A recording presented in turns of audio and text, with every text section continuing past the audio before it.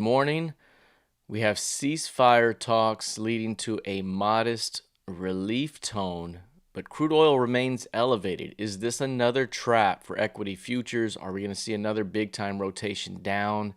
If we don't see ceasefire hopes kind of come into fruition, does that drive the price of crude oil straight to 120, 130 plus? And what does that do to futures? So let's take a look at the charts right now. Number one, let's look real quickly here at just the futures here on the board. You can see crude oil right now down just a hair here heading into the RTH Open, trading 110.66, and that's off the highs of the day, which is at the 115.48s. And you can see over here with the modest rotation back down, we're seeing a bit of a bounce back here in equity futures and even some of the Solana XRP types here. We're not really seeing the big time continuation of the Bitcoin Ethereum just yet, just kind of a holding pattern, but that's been what this thing has done. So we're seeing a little bit of a bounce back on the potential here of ceasefire playing out. But again, depending on which headlines you look at, again, it's very, very different. So the risk off remains a big potential here for equity futures as crude oil prices continue its trajectory. Look at it right here. It's telling us what it's doing today. Got a little bit of a failed high above those previous highs, 114 market structure in play, and a little bit of a rotation back down.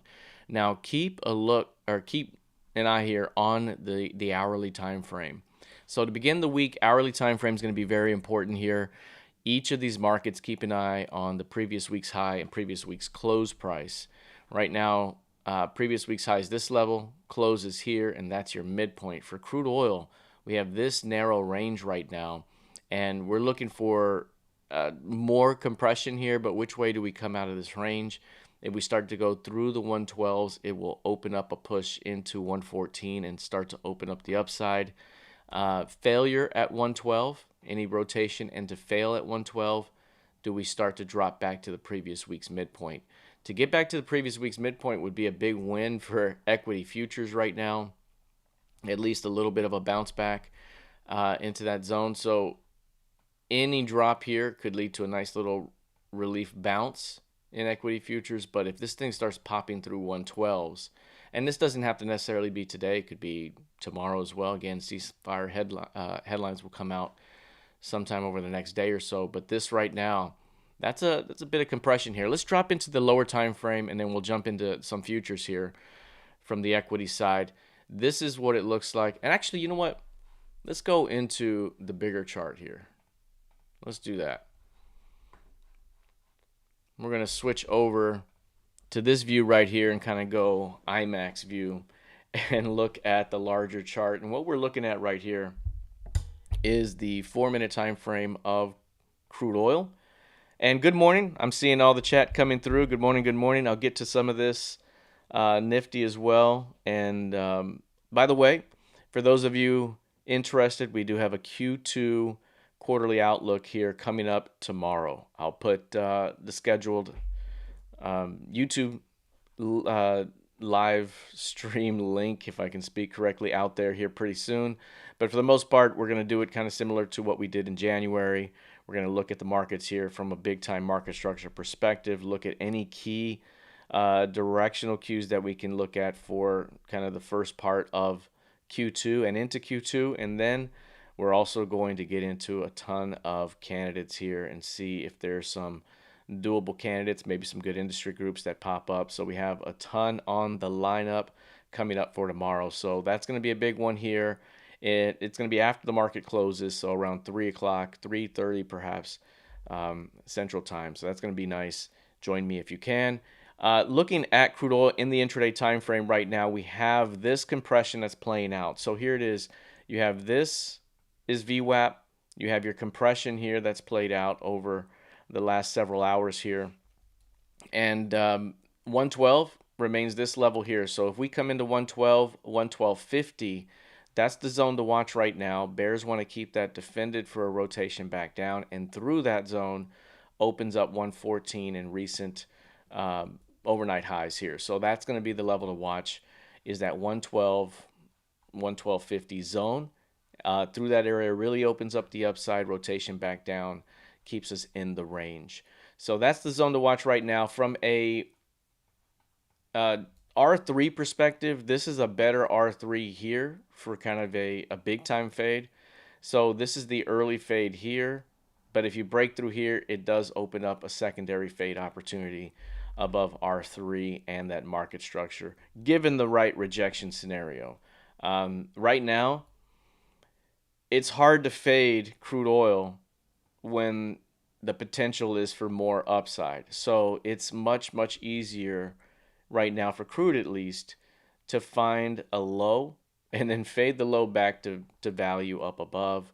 Um, Especially, we start pushing through this upper market structure here. It really opens up the upside. So again, fading crude oil strength, not the best case scenario right now, given the overall strength of the market. But keep your targets close. Keep your risk top of mind here.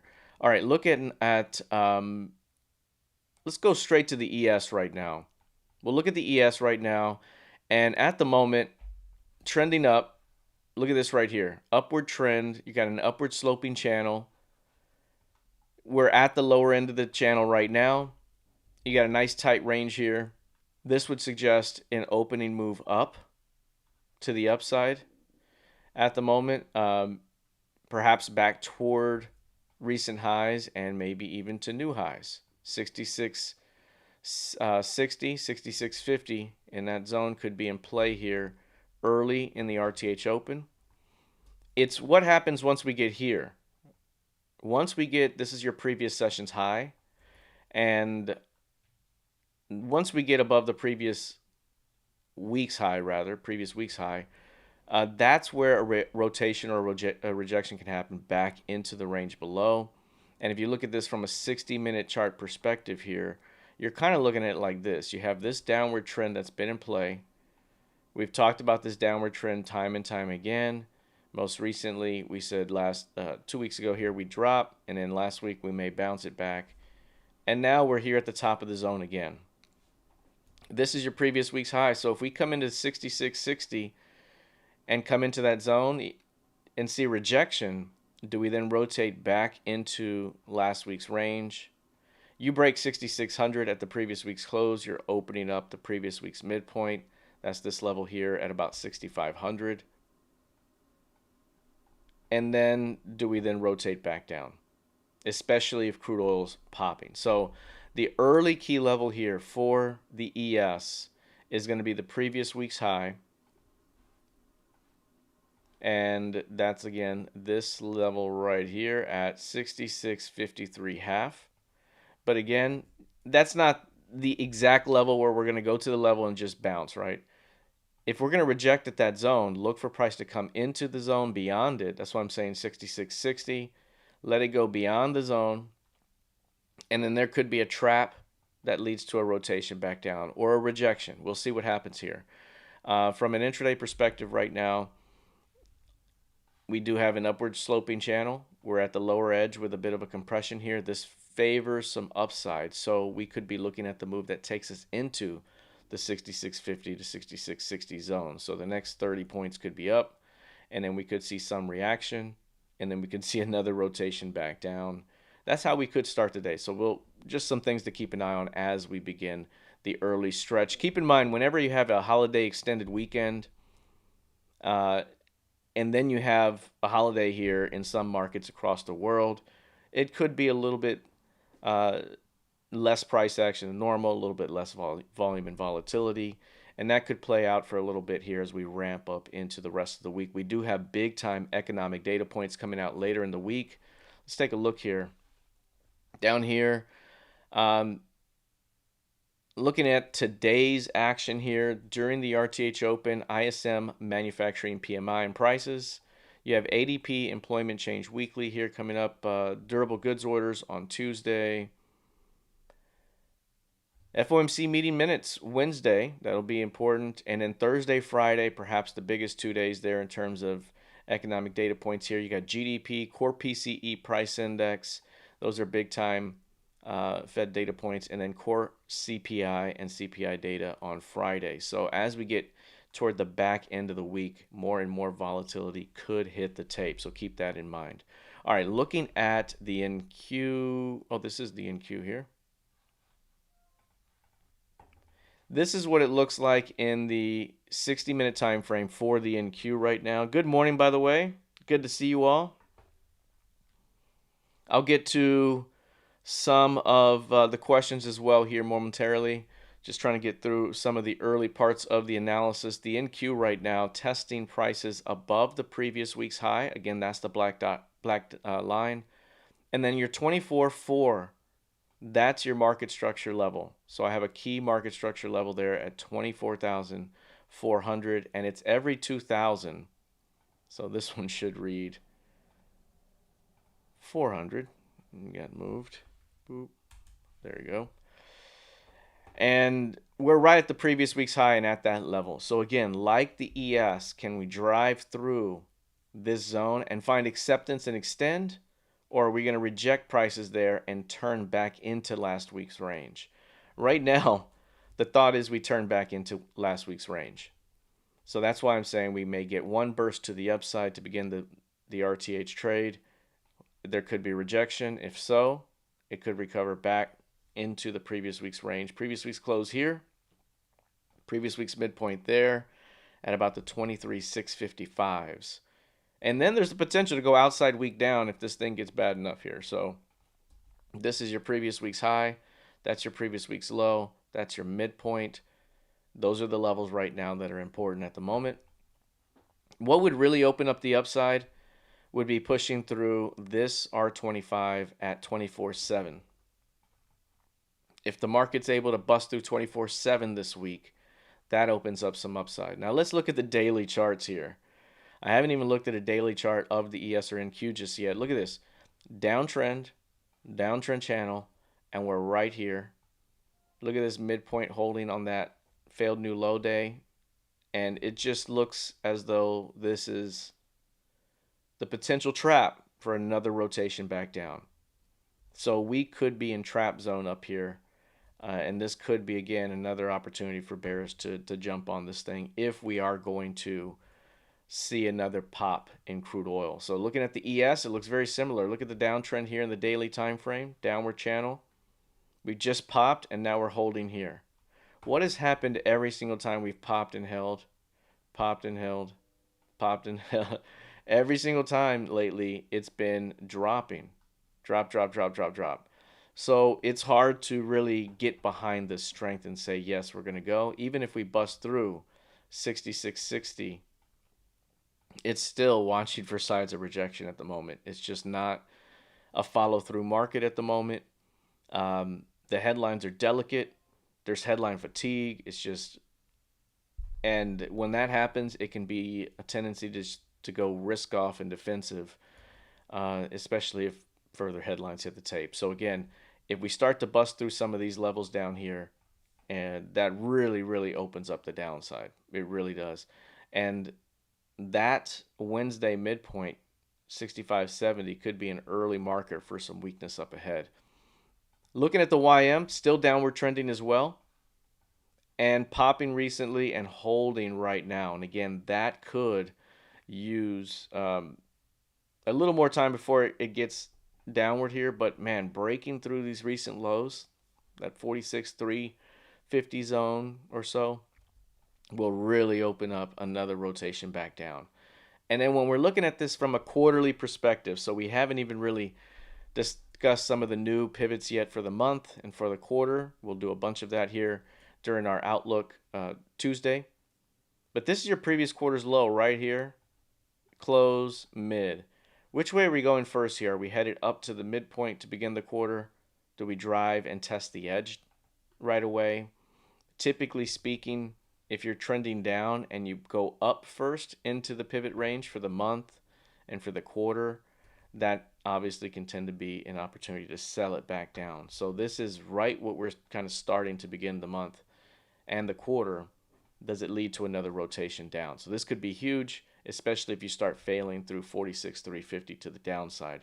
So again, a hopeful tape to the upside, but I've been very, very skeptical of a lot of these moves, and our intuition has been right. The market structure has gotten us on the right side of things, and we'll see how this market opens up here heading into the RTH Open. The Bitcoin trade right now is higher, but it's still within range. Again, I am. It's tougher and tougher with this one here recently, as it really hasn't gotten any traction. It's clearly trading as a massive high beta risk asset at the moment, and times are not good for this one. So the structure remains down. The trap structure continues to be in play. The compression and expansion downward remains in play, and this compression right here has 40K of energy in it. Now, 40K of energy does not necessarily mean it has to go out in one direction. It can go 20K this way and 40K this way. We could mark from the high 40K down, and now, we're already kind of some of the way there.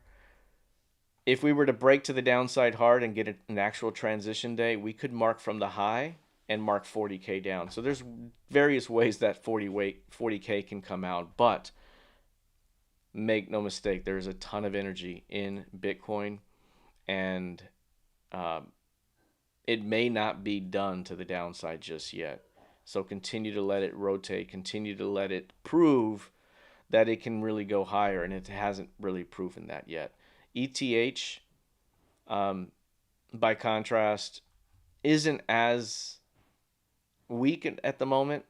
I mean, it's weaker in terms of the day, but it's had most of its drop already, and since then it's kind of actually been a little bit better beta than Bitcoin. But right now, still in the range. This one is gnarly here because the amount of range in this one could cut this one in half easily. So there's 50% of energy in here already. If we're at 2160 right now, there's easily 1200 points of range in this compression right here. 12 points of energy built up. So there's a lot of energy here as well.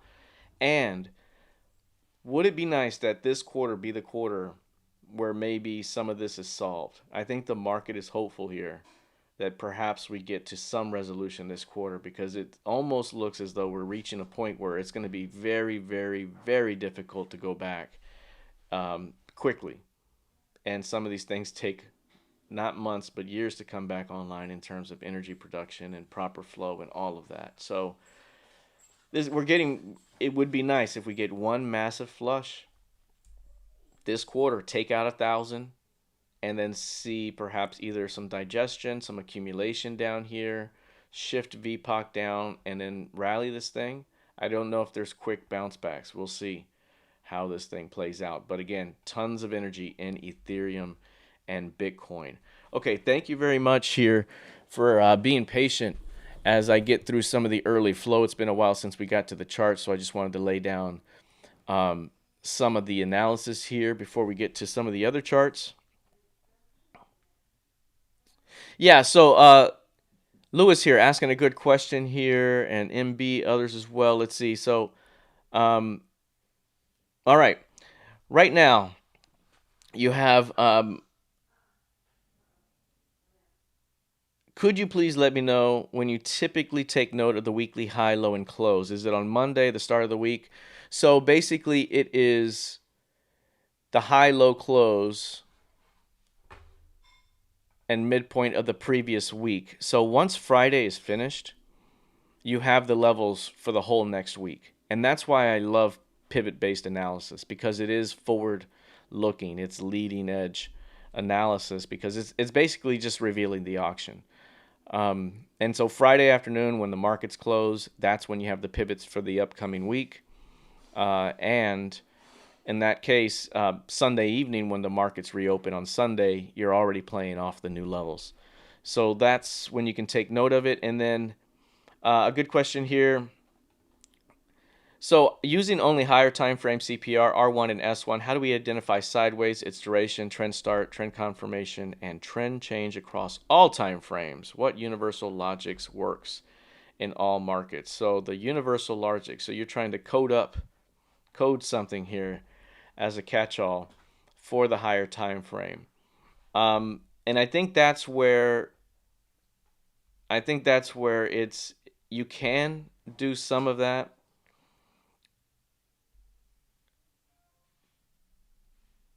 And it's just hard to just have one catch-all the way you're asking the question there, because markets trade in multiple time frame structures at times, and depending, especially for example, looking at ETH right here, you have this compression right here, or however you draw it. Maybe it's this at first, and then it grows to this.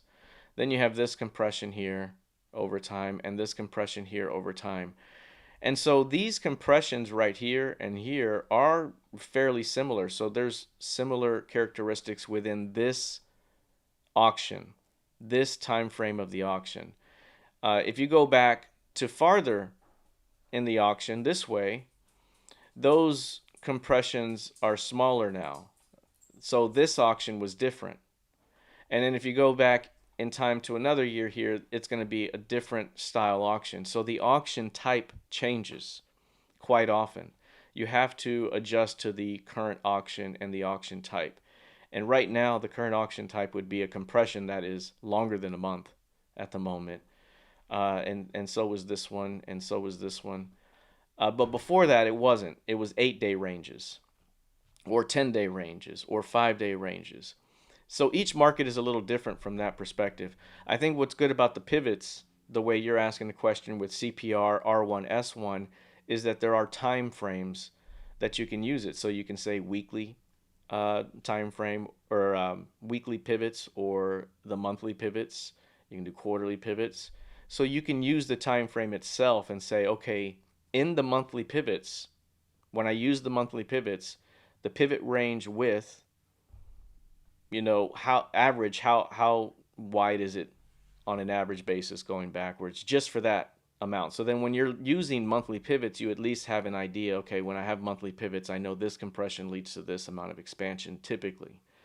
Weekly pivots will give different ones. So you have to kind of be, it's hard to give a universal logic for that, because sometimes some markets just will be compressed a lot longer because they're more digested for whatever reason. Other times you have much more aggressive trending markets. But I would say the longer duration, this is a good rule of thumb. And I'll go to bigger screen here because it's better when I'm doing it bigger screen for something like this. This is the good rule of thumb here, which is the longer the compression, the longer amount of time for expansion. The less amount of compression, the less amount of time for expansion. So those rules really do apply. But market to market, applying those rules, it just depends on the market and what it's doing at that moment. Again, Ethereum here, long form compression at the moment. Whereas look at gold back here. Here's recently in gold. So I think this is what you should do, is instead of trying to code a catch-all, look at the specific market you're trading and say, okay, what is my current market doing? And for example, when gold got back here, we said, oh, look at this little compression right here. 1, 2, 3, 4, 5, 6, 7, 8, 9 days. Oh, wrong chart. My bad. Right here. Let's transition back here. Right here. 9 days right here. And look at the pop. Then it pulled back, and then it went 1, 2, 3, 4, 5 days here or so, and then the pop.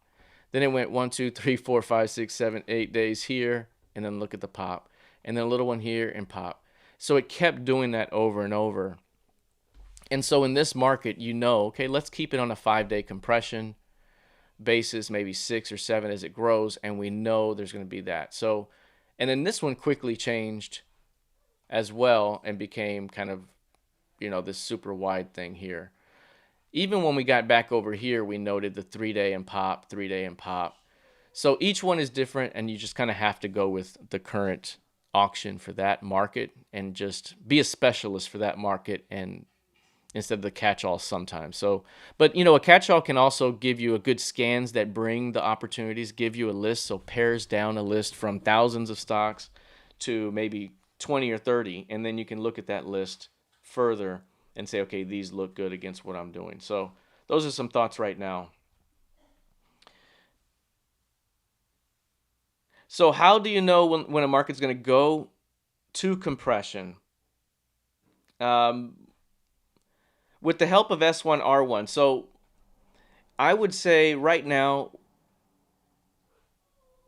I use just price. So right now, look, check this out. When you have, and this will be the last question here. Hey, Coco, come on in. She's joining the trading room session. So here's the thing. If you're looking at this chart right here, and this is a classic one where we have a blow off top. It got so high that once it gets up here, a counter move happens, and that type of move is what I call an impulse move. And so once you get that impulse move, you're tending to go sideways for a while now. And you can tend to see that happen quite often when you're in a trending mode. Maybe you get one big pop, as I get right here. You get one big move up, boom, and you get the pullback in a daily time frame. Then that sets the edges for some compression afterwards. And when we initially looked at, and I'll go over here to Nifty real quickly here. When we initially looked at Nifty back here, this is one thing that happened here was that big expansive move up. And when I started following Nifty here, I said, whoa, look at that big move here. It's going to lead to compression now. And it followed into compression. And then after that compression, I said, now we should likely see expansion. And now it's happened. So it's about seeing what the market is doing and then reacting in that way. That extreme move suggested that we were about to get compressed. And subsequently, that compression suggested we were about to see expansion, and we saw it. So we'll follow more with that, and I can use this as an example next time we jump into it as well, because it's a perfect example. All right, well, I'm going to go ahead and leave it there for today's live stream. Thank you very much for joining. Thank you for your participation.